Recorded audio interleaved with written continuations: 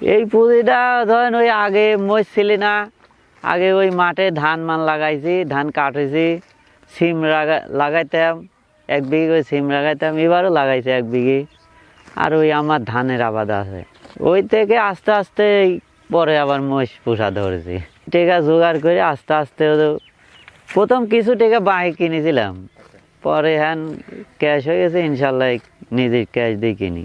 Technique মাঠে কাজ করে খাওয়াই মোষ টোষ, এই পালি বিক্রি করি, এই মই দেই, মই দেওয়া শেষ হয়ে গেলে মাঠে কাজ করবো, ধানের ভুঁই হাতাইনি মাথায়নি ইডা সিডা যেন যে কাজ হয়।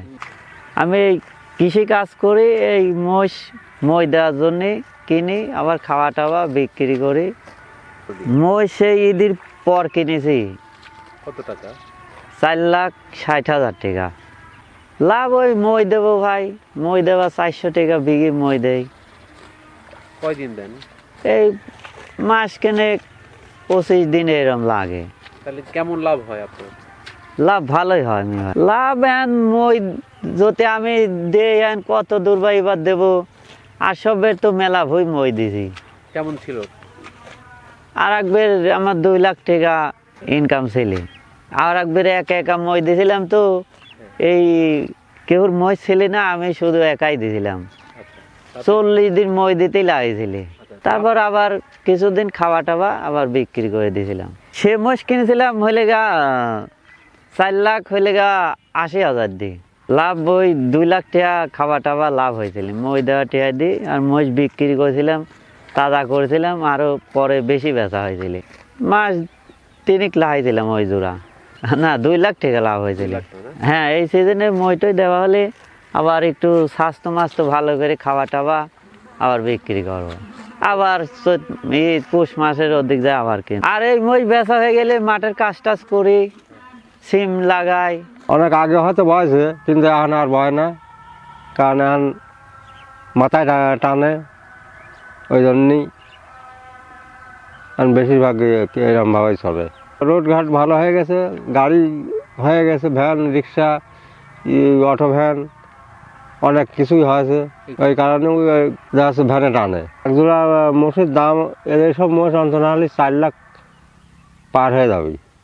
গাড়ি হ্যাঁ, মাঠে তো ধান বওয়া নেই, মাঠে ওই যা সব ওই গাড়িত মারিত নিয়ে যায়, ওই করিমন আছে, ওই সব গুণিত সব ধান লিয়ে বাদ যায়। মানে সুযোগ সুবিধা অটো গাড়ির জন্য একটু বেশি হয়েছে না? অটো গাড়ির জন্যে।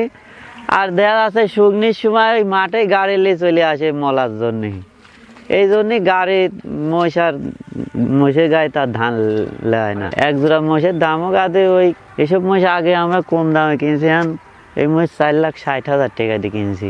4 লাখ টাকা মোষের এখন গাড়ি তার কেউ ধান নিতে যায় না। ভ্যান আছে, ওদের করিমন আছে, ওই সব গুণিত লিয়ে যার বাইর শেষে নিয়ে যায় মলে। হ্যাঁ, মোষ পুষি আমার অভ্যেস আছে।